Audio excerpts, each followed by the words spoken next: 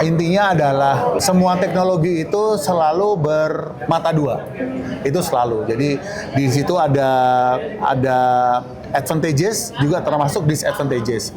Atau di situ ada yang bisa kita nikmatin tapi ada juga kutukannya.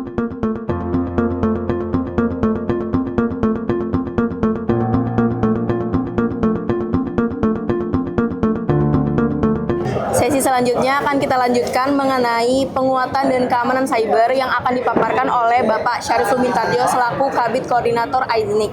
Baik Pak, melihat serangan cyber saat ini apalagi ransomware dan kebocoran data yang sering terjadi di Indonesia gitu.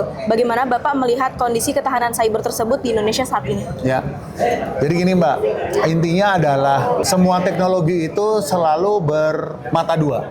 Itu selalu. Jadi di situ ada advantages juga termasuk disadvantages. Atau di situ ada yang bisa kita nikmatin tapi ada juga kutukannya. Sebagai saya sering kasih contoh gula deh. Gula kan manis ya, tapi di balik itu ada diabetes. Nah, kurang lebih seperti itu. Nah, sama internet juga sama. Kita banyak mendapatkan benefit dari perkembangan teknologi internet dan digitalisasi. Tapi di sisi lain, itu ya ada hal-hal yang harus kita perhatikan pada saat kita masuk ke dunia cyber. Gitu loh. Yang sedang ngetrend saat ini adalah mungkin deepfake. Kita jadi nggak bisa membedakan tuh mana yang gambar benar dan mana yang tidak. Kemudian kita bisa meng-create sebuah gambar melalui AI.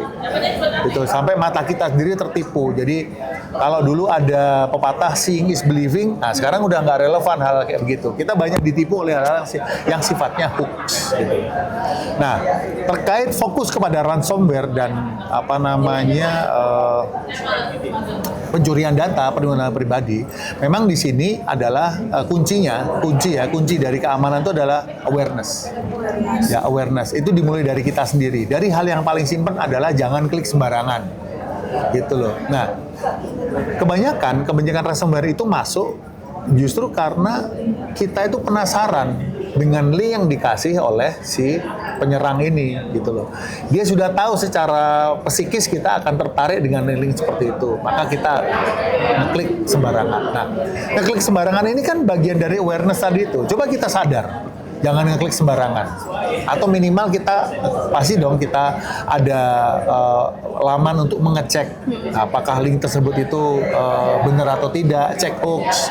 Kemudian ada platform untuk mengecek nomor rekening dan sebagainya. Ya sudah, dari situ aja dari awalnya awareness bahwa jangan ngeklik sembarangan. Sehingga mudah-mudahan kita tidak terkena ransomware. Terus yang kedua, kesadaran apa lagi? Antivirus. Antivirus itu sudah menjadi hal yang sebetulnya menurut saya tidak bisa ditawar-tawar lagi ya. Terutama kalau kita di komputer. Ya kita selam antivirus. Kalau perlu kita belilah produk-produk antivirus yang bagus menurut kita. Jadi jangan sampai kita tidak ada upaya untuk mengamankan komputer kita karena bagaimanapun juga data kita ada di situ.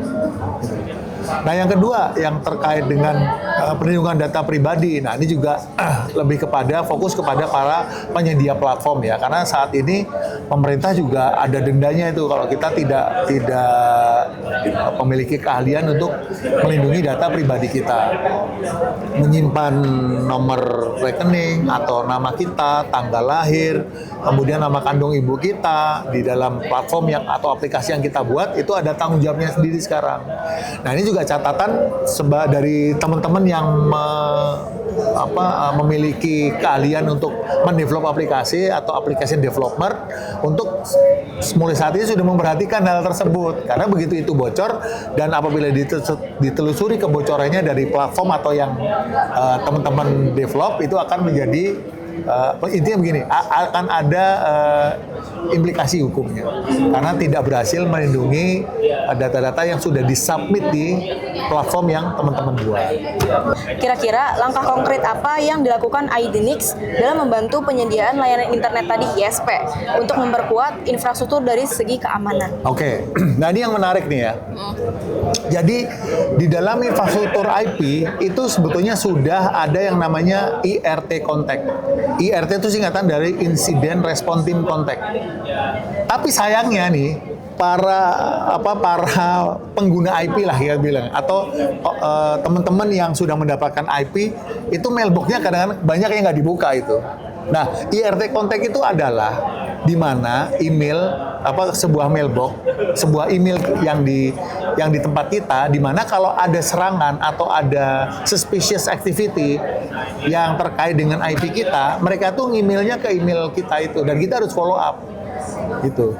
Di dunia sana tuh sudah banyak ya platform-platform yang menyediakan monitoring terhadap serangan-serangan yang terjadi di jaringan kita. Jadi kadang-kadang kita tuh dikasih info, oh jaringan Anda tuh terkena virus ini gitu loh. Nah, yang memberikan info itu akan meng-email ke alamat IRT itu tadi, Incident Response Team. Jadi infrastrukturnya sudah ada. Hanya saja kembali lagi ke pasal nomor 1 tadi. Ini yang punya IP ini peduli nggak terhadap informasi yang disampaikan itu? Karena kalau dia peduli, dia harus follow up. Kalau dia ISP, dia akan kontak ke usernya. Di komputer kamu tuh ada apa dan sebagainya. Nah, itu sudah ada sebetulnya. Jadi di dunia IP itu sudah ada, Mbak. Jadi seperti yang saya bilang tadi, orang tuh kalau mau masuk dunia digital itu tidak mungkin lepas dari IP. Dan IP itu bisa diketahui itu tuh milik siapa, pengelolanya siapa, namanya siapa, dan kalau ada insiden harus lapor ke siapa, itu sudah ada. Tinggal sekali lagi ya, nomor 1, dia peduli nggak, awareness-nya ada atau enggak. Pentingnya kepedulian dan kesadaran ya Pak ya.